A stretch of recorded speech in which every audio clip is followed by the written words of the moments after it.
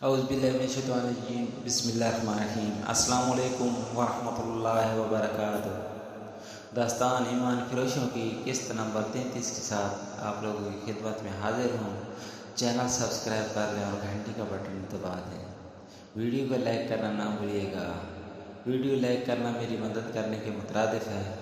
آپ لوگ لائک اور کمنٹ کرو گے تو یہ اور لوگوں تک پہنچے گی۔ اگر ایسا کر دو تو میں آپ لوگوں کا تہ دل سے مشکور ہوں گا، شکریہ۔ نائب سالار کے رتبے کا ایک اور شخص نے اٹھ کر جوش سے کہا، کفار پر فوج کشی سے پہلے آپ ان مسلمان حاکموں اور امراء پر فوج کشی کریں جو در پردہ کفار کے ہاتھ مضبوط کر رہے ہیں۔ ہمارے لیے یہ صورتحال باعث شرم ہے کہ ہماری صفوں میں غدار بھی ہیں۔ فیض الفاطمی کے رتبے کا آدمی غدار ہو سکتا ہے تو چھوٹے عہدوں پر کیا بھروسہ کیا جا سکتا ہے؟ ایک مسلمان بچی کی آبروریزی کا انتقام لینے کے لیے ساری قوم کو فراہ ہو جانا چاہیے، مگر یہاں ہماری ایک پوری نسل کی آبروریزی ہو رہی ہے اور ہم سوچ رہے ہیں کہ ہمیں کیا کرنا چاہیے۔ صلیبیوں نے ہماری بچیوں کو بدکاری کے لیے تیار کیا اور ہم سے ان کی ساتھ بدکاری کرا رہے ہیں۔ محترم امیر، اگر میں جذباتی نہیں ہو گیا تو مجھے یہ تجویز پیش کرنے کی اجازت دیں کہ ہمیں فلسطین لینا ہے۔ صلیبیوں نے ہمارے قبلہ اول کو بدی کا مرکز بنا رکھا ہے۔ ایک اور آدمی اٹھا لے کر سلطان ایوبی نے ہاتھ کے اشارے سے اسے بٹھا دیا اور کہا، میں یہی سننا چاہتا تھا۔ آپ میں سے جو میرے قریب رہتے ہیں جانتے ہیں کہ میرا اولین ہدف فلسطین ہے۔ میں مصر کی امارت کے فرائض سنبھالتے ہی فلسطین پر حملہ کرنا چاہتا تھا، مگر 2 سال سے زیادہ عرصہ گزر گیا ہے۔ ایمان فروشوں نے مجھے مصر میں ایسا الجھایا ہے جیسے میں دلدل میں پھنس گیا ہوں۔ ذرا ان 2 سالوں کے واقعات پر غور کریں۔ آپ صلیبی تخریب کاروں اور غداروں کے خلاف لڑ رہے ہیں۔ سوڈانیوں کو ہمارے خلاف لڑانے والے ہم میں سے ہی ہیں۔ سوڈانی حبشیوں سے مصر پر حملہ کرانے والے ہمارے اپنے سالار اور کمانڈار تھے۔ وہ اس قومی خزانے سے تنخواہ لیتے تھے جس میں قوم کا پیسہ ہے اور جس میں خدا کے نام پر دی ہوئی زکوٰۃ کا پیسہ ہے۔ میں نے اس امید پر 2 سال گزار دیے ہیں کہ میں جاسوسوں، انہیں پناہ اور مدد دینے والوں اور ایمان فروشوں کو ختم کر کے فلسطین پر حملہ کروں گا، لیکن میں اس نتیجے پر پہنچا ہوں کہ تخریب کاری کا یہ سلسلہ کبھی ختم نہ ہوگا۔ کیوں نہ اس چشمے کو وہاں جا کر بند کیا جائے جہاں اسلام دشمنی کے سامان پیدا کیے جاتے ہیں۔ ہم صلیبیوں کو خود موقع دے رہے ہیں کہ وہ ہماری صفوں میں غدار پیدا کریں۔ میں نے آج آپ کو اس لیے بلایا ہے کہ فلسطین پر حملے میں اب زیادہ تاخیر نہیں ہوگی۔ فوج کی جنگی مشقیں اور تربیت تیز کر دو۔ مجاہدین کو لمبے عرصے کا محاصرہ کرنے کی مشق کراؤ۔ مجھے ترک اور شامی دستوں پر پورا اعتماد ہے۔ مصریوں اور وفادار سوڈانیوں میں جذبہ اور پختہ کرو اور انہیں بتاؤ کہ وہ تمہاری ہی بہنیں اور بیٹیاں ہیں جو صلیبیوں کی درندگی کا شکار ہو رہی ہیں۔ آپ میں انتظامیہ کے جو حضرات ہیں ان کے ذمہ یہ فرض ہے کہ وہ مسجدوں کے پیش اماموں سے کہیں کہ لوگوں کو جہاد کی غرض و غایت واضح کریں اور نوعمر لڑکوں میں عسکری خیالات پیدا کریں۔ کوئی بھی پیش امام یا خطیب اسلامی نظریات کو غلطی سے یا دانستہ غلط رنگ میں پیش کرتا ہے تو اسے امامت کے فرائض سے سبکدوش کر دیں۔ اگر کردار مضبوط ہو تو کوئی کشش اور کوئی انگیخت گمراہ نہیں کر سکتی۔ ذہنوں کو فارغ نہ رہنے دیں، کھلا نہ چھوڑیں، ورنہ دشمن انہیں استعمال کرے گا۔ فوجوں کی کوچ کے احکامات آپ کو جلد مل جائیں گے۔ اللہ آپ کا حامی و ناصر ہو۔ عالم جاسوس اور دونوں لڑکیوں کو سلطان ایوبی نے ملاقات کے لیے بلایا۔ انہیں لایا گیا تو سلطان ایوبی نے کہا، انہیں دوسری کمرے میں بٹھا دو۔ ان کے پاؤں میں بیڑیاں اور ہاتھ میں زنجیریں تھیں۔ انہیں جس کمرے میں بٹھایا گیا وہ سلطان ایوبی کے خاص کمرے کے ساتھ تھا۔ دونوں کا ایک دروازہ تھا جس کا ایک کوارٹر کھلا ہوا تھا۔ سلطان ایوبی کمرے میں ٹہل رہا تھا۔ اس نے ٹہلتے ٹہلتے کہا، میں فوری طور پر کرک پر حملہ کرنے کا فیصلہ کر چکا ہوں۔ کرک فلسطین کا ایک قلعہ نما قصبہ تھا۔ دوسرا مشہور قلعہ شوبک تھا۔ یہ بھی ایک مضبوط قلعہ تھا۔ شوبک کو صلیبیوں نے مرکز بنا رکھا تھا۔ صلیبی بادشاہ اور اعلیٰ کمانڈر شوبک میں ہی اکٹھے ہوا کرتے تھے۔ یہی صلیبیوں کی انٹیلیجنس کا ہیڈ کوارٹر تھا اور یہ جاسوسوں کا ٹریننگ کیمپ تھا۔ سلطان ایوبی کے فوجی اور شہری انتظامیہ کے حلقوں میں خیال یقین کی حد تک تھا کہ سلطان ایوبی سب سے پہلے شوبک پر حملہ کرے گا، کیونکہ اس جگہ کی اہمیت ہی ایسی تھی۔ اگر اس مضبوط اڈے کو سر کر لیا جاتا تو صلیبیوں کی کمر توڑ جا سکتی تھی، مگر سلطان ایوبی کہہ رہا تھا کہ پہلے کرک پر حملہ کیا جائے گا۔ یہ تو ثانوی اہمیت کی جگہ تھی۔ ایک نائب سالار نے کہا، محترم آپ کا حکم سار آنکھوں پر، میری ناقص رائے یہ ہے کہ پہلے شوبک سر کر لیا جائے۔ دشمن کی مرکزی کمان ختم کرنا ضروری ہے۔ اگر ہم نے شوبک لے لیا تو کرک لینا کوئی مشکل نہ ہوگا، اور اگر ہم نے کرک پر طاقت ضائع کر دی تو شوبک لینا ناممکن ہو جائے گا۔ دوسرے کمرے میں جاسوس بیٹھے تھے، درمیانی دروازے کا کواڑ کھلا تھا۔ سلطان ایوبی کے کمرے کی آوازیں اس کمرے میں صاف سنائی دے رہی تھیں۔ عالم جاسوس کے کان کھڑے ہوئے، وہ آہستہ آہستہ سڑک کا دروازے کے ساتھ ہو گیا۔ اس وقت سلطان ایوبی کہہ رہا تھا، میں درجہ بدرجہ پیش قدمی کرنا چاہتا ہوں۔ اگر شوبک کی نسبت آسان شکار ہے، کرک شوبک کی نسبت آسان شکار ہے، میں اس پر قبضہ کر کے اسے اڈا بنا لوں گا، کمک منگوا کر اور فوج کو کچھ عرصہ آرام دے کر پوری تیاری کے ساتھ شوبک پر حملہ کروں گا۔ اس قصبے کا دفاع ہمارے جاسوسوں کے کہنے کے مطابق اتنا مضبوط ہے کہ ہمیں لمبے عرصے تک اسے محاصرے میں رکھنا پڑے گا۔ میرا خیال ہے کہ کرک پر ہماری زیادہ طاقت ضائع نہیں ہوگی۔ ہمیں پہلے ایک اڈا چاہیے اور ایسی رسدگاہ جہاں سے ہمیں فوری طور پر رسد ملتی رہے۔ عالم جاسوس دروازے کے ساتھ بیٹھا سن رہا تھا، دونوں لڑکیاں بھی اس کے پاس آ بیٹھیں۔ علی بن سفیان نے بھی درمیان میں دھیان نہ دیا کہ ایسی راز کی باتیں جاسوسوں کے کانوں میں پہنچ رہی ہیں۔ ہو سکتا ہے سلطان ایوبی اور علی بن سفیان نے اس لیے احتیاط نہ کی ہو کہ ان جاسوسوں کو شوبک واپس تھوڑی ہی جانا ہے، انہیں تو ساری عمر قید میں گزارنی تھی یا جلاد کے ہاتھوں مرنا تھا۔ عالم جاسوس نے لڑکیوں سے سرگوشی میں کہا، کاش ہم میں سے کوئی ایک یہاں سے نکل سکے اور صلاح الدین ایوبی کے اس ارادے کی اطلاع شوبک اور کرک تک پہنچا دے۔ یہ کتنا قیمتی راز ہے۔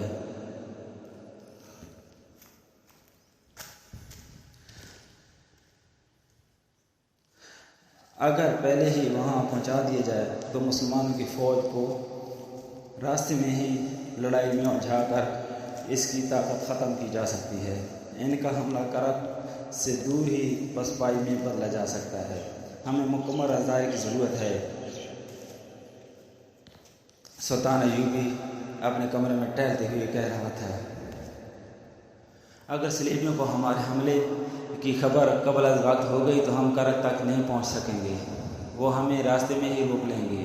ہمارے لیے خطرہ یہ ہے کہ صلیبیوں کے مقابلے میں ہماری فوج بہت کم ہے۔ صلیبیوں کی نفری زیادہ ہونے کے علاوہ ان کے گھوڑے اور ہتھیار ہم سے بہتر ہیں۔ ان کے خول لوہے کے ہیں اور وہ ذرا پختر بھی پہنتے ہیں۔ اس سے ہمارے تیر انداز بیکار ثابت ہوئے ہیں۔ میں چاہتا ہوں کہ صلیبیوں کو بے خبری میں ڈالوں تاکہ انہیں کھلے میدان میں لڑنے کا موقع نہ ملے۔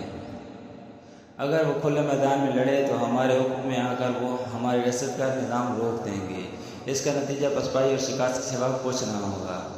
میں وہ راستہ اختیار کروں گا جو جاریب کے ٹیلوں میں سے گزرتا ہے۔ یہ بڑا وسیع اور عریض علاقہ ہے۔ مجھے خطرہ صرف یہ نظر آ رہا ہے کہ صلیبی راستے میں آ کر لڑے تو ہمیں شکست کے لیے تیار رہنا چاہیے۔ اس کا علاج یہ ہے کہ فوج کو 3-4 حصوں میں تقسیم کر کے صرف رات کے وقت کوچ کرایا جائے، دن کے وقت کوئی حرکت نہ کی جائے۔ علی بن سفیان نے کہا، راستے میں کوئی بھی اجنبی آدمی یا قافلہ نظر آئے تو اسے روک لیا جائے اور کرک تک پہنچنے تک اسے اپنے ساتھ رکھا جائے۔ جاسوسی کے خلاف یہی اقدام کارگر ہو سکتا ہے۔ اس وقت جب عالم جاسوس اور 2 لڑکیاں سلطان ایوبی کی زبان سے اس قدر نازک اور اہم منصوبے سن رہے تھے، شوبک کے قلعے میں صلیبیوں کی اہم شخصیتوں کا کمانڈروں کی کانفرنس بیٹھی ہوئی تھی۔ وہ لوگ پریشان سے تھے۔ ان میں حاتم الاکبر کا نام کا ایک مصری مسلمان بھی بیٹھا تھا۔ وہ انہیں یہ خبریں تفصیل سے سنا چکا تھا کہ خلیفہ العزد معزولی کے بعد مر چکا تھا۔ مصر اب بغداد کے خلیفہ کے تحت آ گیا تھا۔ سلیمیوں کا وفادار مسلمان نائب صلاح رجب پر پورے اسرار طریقے سے مارا جا چکا تھا۔ وہ جن 3 لڑکیوں کو شوبک سے لے گیا تھا وہ ماری جا چکی ہیں، اور سلیمیوں کا ایک اور وفادار مسلمان فوجی حاکم فیض الفاطمی بھی جلاد کے ہاتھوں مروا دیا گیا ہے۔ اب حاتم الاکبر نے انہیں یہ خبر بد سنائی کہ جس عالم جاسوس کو 2 لڑکیوں کے ساتھ قاہرہ بھیجا گیا تھا وہ عین اس وقت لڑکیوں سمیت گرفتار ہو گیا جس وقت اس کا مشن کامیاب ہو رہا تھا۔ یہ ثبوت ہے کہ صلاح الدین ایوبی کا سراغ رسانی نظام بہت ہوشیار ہے، کوناڑ نے کہا۔ کوناڑ سلیمیوں کا مشہور حکمران اور فوجی کمانڈر تھا۔ اس نے کہا ان لڑکیوں کو وہاں سے آزاد کرانا ممکن نہیں، نہایت اچھی لڑکیاں ضائع ہوتی جا رہی ہیں، سلیب کی خاطر ہمیں یہ قربانی دینی پڑے گی۔ سلیبیوں کے ایک اور بادشاہ اور فوجی کمانڈر کے گے آف لوزینان نے کہا ہمیں بھی مرنا ہے، ہمارے جو آدمی پکڑے گئے ہیں انہیں بھول جاؤ، ان کی جگہ اور آدمی بھیجو۔ یہ 2 لڑکیاں کہاں سے آئی تھیں؟ اس نے پوچھا۔ اور وہ 3 لڑکیاں کون تھیں جو رجب کے ساتھ ماری گئی تھیں؟ ان میں 2 عیسائی تھیں، ان کے انٹیلیجنس کے سربراہ نے جواب دیا۔ دونوں طالبی تھیں اور 3 مسلمان تھیں، انہیں بچپن میں اڑایا گیا تھا، بہت خوبصورت تھی، جوانی تک انہیں یاد نہیں رہا تھا کہ وہ مسلمان ہیں۔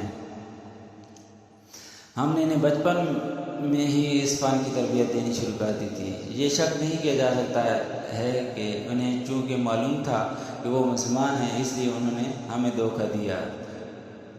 چینل سبسکرائب کرنے اور گھنٹی کا بٹن دبا دیں، ویڈیو کو لائک کر دیں، پلیز پلیز پلیز کر دیں، مہربانی۔ مسلمان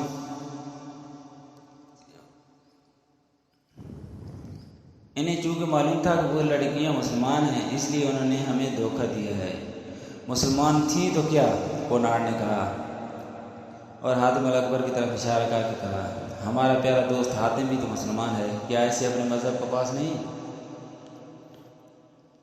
اس نے شراب کا گلاس حاتم کے ہاتھ میں دے کر کہا حاتم جانتا ہے کہ صلاح الدین ایوبی مصر کو غلامی کی زنجیروں میں جکڑنا چاہتا ہے اور وہ اسلام کے نام پر کھیل رہا ہے۔ ہم مصر کو آزاد کرانا چاہتے ہیں، اس کا طریقہ یہی ہے کہ صلاح الدین ایوبی کو مصر میں چین سے بیٹھنے نہ دیا جائے۔ حاتم الاکبر سلیمیوں کی شراب میں بدمست اس کی تائید میں سر ہلا رہا تھا۔ اس نے کہا میں اب وہاں ایسا انتظام کروں گا کہ آپ کا کوئی آدمی وہاں پکڑا نہیں جائے گا۔ اگر ہم مصر میں یہ زمین دوز گڑبڑ جاری نہ رکھتے تو صلاح الدین ایوبی ہم پر کبھی کا حملہ کر چکا ہوتا۔ ایک سلیبی کمانڈر نے کہا یہ ہماری کامیابی ہے کہ ہم اس کی طاقت اس کے اپنے آدمیوں میں پر ضائع کر رہے ہیں۔ کیا اس کے اور علی بن سفیان کے خاتمے کا بھی کوئی انتظام نہیں ہوا؟ کوناڑ نے پوچھا۔ کئی بار ہو چکا ہے، انٹیلیجنس کے سربراہ نے کہا، لیکن کامیابی نہیں ہوئی۔ ناکامی کی وجہ یہ ہے کہ دونوں پتھر قسم کے انسان ہیں، نہ وہ شراب پیتے ہیں جو عورت کو پسند کرتے ہیں، اس لیے نہ انہیں شراب میں کچھ دیا جا سکتا ہے نہ عورت کے ہاتھوں مروایا جا سکتا ہے۔ اب کامیابی کی توقع ہے۔ ایوبی کے باڈی گارڈز میں 4 آدمی فدائی ہیں، انہیں میں نے بڑی زبردستی سے وہاں تک پہنچایا ہے۔ جب بھی موقع ملا وہ دونوں کو یا ایک کو ختم کر دیں گے۔ کیا ہمارے ہاں ایوبی کے بھیجے ہوئے جاسوس ہیں؟ گے آف لوزینان نے پوچھا۔ یقیناً ہیں، انٹیلیجنس کے سربراہ نے جواب دیا۔ جب ہم نے مصر میں اور ادھر شام میں جاسوسی اور تباہ کاری کا سلسلہ شروع کیا ہے، صلاح الدین نے بھی اپنے جاسوس ہمارے ہاں بھیج دیے ہیں۔ ان میں سے 2 پکڑے گئے ہیں، وہ اذیتوں سے مر گئے ہیں مگر اپنے کسی تیسرے ساتھی کی نشاندہی نہیں کی۔ ان کی کامیابی کس حد تک ہے؟ بہت حد تک، دوسرے نے جواب دیا۔ کرک میں ہماری رسد کو جو آگ لگی تھی جس میں آدھی رسد جل گئی اور 11 گھوڑے زندہ جل گئے تھے، وہ ایوبی کے تباہ کار جاسوسوں کا کام تھا۔ میں آپ کو یہ بھی بتا سکتا ہوں کہ ہماری جنگی کیفیت اور اہلیت کی پوری معلومات صلاح الدین ایوبی کو ملتی رہتی ہے۔ اس کی جاسوسوں کو خراج تحسین پیش کرتا ہوں کہ جان پر کھیل جاتے ہیں اور کام پوری دیانتداری سے کرتے ہیں۔ ان میں بہت دیر اس مسئلے پر بحث ہوتی رہی کہ مصر اور شام میں تخریب کارروائیوں کو کس طرح تیز اور مزید تباہ کن کیا جا سکتا ہے۔ حاتم الاکبر نے سلطان ایوبی کی حکومت کے کمزور رگیں اور مضبوط پہلو دکھا رہا تھا۔ آخر فیصلہ ہوا کہ حاتم اکبر کو کچھ آدمی اور دو تین لڑکیاں دی جائیں۔ ادھر دوسری طرف سلطان ایوبی اپنے دو نائبین اور علی بن سفیان کے اپنے اس منصوبے سے آگاہ کر رہا تھا کہ وہ کرک پر حملہ کرے گا۔ اس نے 20 روز بعد کا دن بتایا ہے جب اسے فوجوں کو کوچ کرانا تھا۔ یہ تمام تر منصوبہ عالم، جاسوس اور لڑکیاں ساتھ والے کمرے میں سن رہی تھیں۔ عالم نے ایک بار پھر لڑکیوں کے ساتھ افسوس کا اظہار کیا کہ انہیں ایک راز معلوم ہو گیا ہے، مگر وہ اس شعبے تک نہیں پہنچا سکتے۔ ایک لڑکی نے کہا، میں کوشش کروں گی کہ صلاح الدین ایوبی مجھے پسند کر لے، اگر تھوڑی سی دیر کے لیے بھی وہ مجھے اپنے ساتھ تنہائی میں رکھ لے تو میں اس سے رہائی پا لوں گی۔ مجھے امید یہ ہے کہ میں اس کے عقل پر قبضہ کر لوں گی۔ معلوم نہیں اس نے ہمیں کیوں بلایا ہے، عالم جاسوس نے کہا۔ تم دونوں یاد رکھو، اگر وہ تمہیں اکیلے بلائے تو دونوں یہ کوشش کرنا کہ اسے حیوان بنا سکو۔ اگر وہ شراب پیے تو تم جانتی ہو کہ اسے کتنی پلا کر بے ہوش کیا جا سکتا ہے۔ وہ بے ہوش ہو جائے تو فرار کا طریقہ تم جانتی ہو اور دونوں کو معلوم ہے تمہیں کس کے پاس پہنچنا ہے۔ اس کا گھر مسجد کے بالمقابل ہے۔ میں جانتی ہوں، ایک لڑکی نے کہا۔ مہدی آبادان؟ ہاں، عالم جاسوس نے کہا۔ اگر تم مہدی تک پہنچ گئے تو وہ تمہیں شعبے تک پہنچا دے گا۔ میرے فرار تو سوال ہی پیدا نہیں ہوتا۔ تم نے ایوبی کا منصوبہ سن لیا ہے۔ کوچ کی تاریخ یاد رکھو، راستہ یاد کر لو۔ کوچ رات کے وقت ہوا کرے گا، دن کے وقت اس کی فوج کوئی حرکت نہیں کرے گی۔ حملہ کرک پر ہوگا۔ مجھے امید ہے کہ یہ اطلاع قبل از وقت پہنچ گئی تو ہماری فوج ایوبی کو راستے میں روک لے گی۔ ایوبی اسی صورتحال سے ڈرتا ہے۔ شعبے میں جا کر یہ خاص طور پر بتانا کہ ایوبی کھلے میدان میں آمنے سامنے نہیں لڑنا چاہتا کیونکہ اس کے پاس فوج کم ہے۔ سلطان ایوبی کے کمرے سے ایسی آوازیں آئیں جیسے اجلاس ختم ہو گیا ہو اور نائبین باہر جا رہے ہوں۔ عالم اور لڑکیاں فوراً اس جگہ سرک گئیں جہاں انہیں بٹھایا گیا تھا۔ عالم کے کہنے پر انہوں نے سر گھٹنوں میں دے لیے جیسے انہوں نے کچھ بھی نہیں سنا اور گرد و پیش کا کوئی ہوش نہیں۔ انہیں اپنے کمرے میں قدموں کی آوازیں سنائی دیں تو بھی انہوں نے اوپر نہ دیکھا۔ عالم نے اس وقت اوپر دیکھا جب کسی نے اس کے کندھے پر ہاتھ رکھا اور کہا، اٹھو، میرے ساتھ ہو۔ وہ علی بن سفیان تھا۔ علی نے لڑکیوں کو بھی اٹھایا اور انہیں سلطان ایوبی کے کمرے میں لے گیا۔ میں تمہارے علم اور تمہاری ذہانت کی داد دیتا ہوں، سلطان ایوبی نے عالم جاسوس سے کہا۔ ان کی زنجیریں کھول دو، تم تینوں بیٹھ جاؤ۔ علی بن سفیان باہر نکل گیا۔ سلطان ایوبی نے عالم سے کہا، لیکن تم علم کو کس شیطانی کام میں استعمال کر رہے ہو؟ اس کی بجائے تم یہاں آ کر اپنے مذہب کی تبلیغ کرتے تو میں تمہاری قدر دل کی گہرائیوں سے کرتا کہ تم اپنے مذہب اور اپنے نبی کی خدمت کر رہے ہو۔ کیا تمہارے مذہب میں یہ روا ہے کہ تم دوسرے مذہب کی عبادتگاہ میں اس کی مذہب میں جھوٹ شامل کرو؟ کیا تمہارے دل میں اپنی مقدس صلیب کا، حضرت عیسیٰ کا اور کماری مریم کا یہ احترام ہے کہ جھوٹ اور اہلیت ابلیسیت جیسے کبیرہ گناہ کر کے تم ان کی عبادت کرتے رہو؟ یہ جھوٹ میرے فرائض میں شامل ہے۔ عالم نے کہا، میں نے جو کچھ کیا مقدس صلیب کے لیے کیا۔ تم کہتے ہو کہ تم نے انجیل اور قرآن کا گہرا مطالعہ کیا ہے۔ سلطان ایوبی نے کہا، کیا ان دونوں میں سے کسی ایک کتاب میں بھی انسان کو اس کی اجازت دی گئی ہے کہ اس قسم کی نوخیز لڑکیوں کو بدکاری کی راہ پر ڈالو اور غیر مردوں کے پاس بھیج کر اپنی مطلب براری کرو؟ کیا انجیل نے تمہیں کہا ہے کہ صلیب کی خاطر اپنی قوم کی بیٹیوں کی عظمت دوسروں کے حوالے کر دو؟ کیا تم نے کسی مسلمان لڑکی کو قرآن اور اسلام کے نام پر اپنی عصمت غیر مردوں کے حوالے کرتے کبھی دیکھا ہے؟ اسلام کو میں عیسائیت کا دشمن سمجھتا ہوں۔ عالم نے کہا، مجھے جو زہر ہاتھ آئے گا اسلام کی رگوں میں ڈالوں گا۔ تم اتنے میٹھے زہر سے چاند ایک مسلمان کے کردار کو ہلاک کر سکتے ہو، سلطان ایوبی نے کہا۔ اسلام کا تم کچھ نہیں بگاڑ سکو گے۔ اس نے لڑکیوں سے کہا، تم کس خاندان کی بیٹیاں ہو؟ معلوم ہے تمہیں؟ اپنی اصلیت جانتی ہو تم؟ مجھے بتاؤ۔ دونوں خاموش رہیں۔ سلطان ایوبی نے کہا، تم نے اپنی پاکیزگی ختم کرا لی ہے۔ اب بھی تم کسی باعزت گھر کی قابل احترام بیویاں بن سکتی ہو۔ میں قابل احترام بیوی بننا چاہتی ہوں، ایک لڑکی نے کہا۔ کیا آپ مجھے قبول کریں گے؟ اگر نہیں تو مجھے کوئی باعزت خاوند دے دیں۔ میں اسلام قبول کر کے گناہوں سے توبہ کر لوں گی۔ سلطان ایوب مسکرایا اور ذرا سوچ کر کہا، میں نہیں چاہتا کہ اس عالم کا علم جلال کی تلوار سے خون میں ڈوب جائے، اور میں نہیں چاہتا کہ تم دونوں کی جوانی اور حسن میرے قید خانے میں گلتے سڑتا رہے۔ سنو لڑکی، تم اگر واقعی گناہوں سے توبہ کرنا چاہتی ہو تو میں تمہیں تمہارا ملک بھیج دیتا ہوں، لیکن وہ تمہارا نہیں، ہمارا ملک ہے۔ میں ایک نہ ایک دن اپنا ملک تمہارے بادشاہوں سے لے لوں گا۔ تم جاؤ اور کسی کی بیوی بن جاؤ، میں تم تینوں کو رہا کرتا ہوں۔ تینوں یوں بدکے جیسے انہیں سوئیاں چبو دی گئی ہوں۔ اتنے میں علی بن سفیان لوہار کے ساتھ کمرے میں آیا اور تینوں کی زنجیریں کھول دیں۔ سلطان نے کہا، علی، میں نے رہا کر دیا ہے۔ علی بن سفیان کا رد عمل بھی وہی تھا۔ وہ کتنی ہی دیر سلطان ایوبی کے منہ کی طرف دیکھتا رہا۔ سلطان نے کہا، انہیں 3 اونٹ دو اور 4 مسلح محافظ ساتھ بھیجو جو گھوڑ سوار ہوں، نہایت ذہین اور دلیر محافظ جو انہیں شعبہ کے قلعے میں چھوڑ کر واپس آ جائیں۔ راستے کے لیے سامان ساتھ دو اور آج ہی انہیں روانہ کر دو۔ اس نے عالم سے کہا، وہاں جا کر یہ غلط فہمی نہ پھیلا دینا کہ صلاح الدین ایوبی جاسوسوں کو بخش دیا کرتا ہے۔ میں انہیں دانے کی طرح چکی میں پیس پیس کر مارا کرتا ہوں۔ تمہیں صرف اس لیے رہا کر رہا ہوں کہ تم عالم ہو۔ تمہیں موقع دے رہا ہوں کہ علم کا روشن پہلو دیکھو۔ تمہاری نجات اسی میں ہے۔ کہانی ابھی جاری ہے۔ اگلی قسط دیکھنے کے لیے چینل سبسکرائب کر لیں اور گھنٹی کا بٹن دبا دیں۔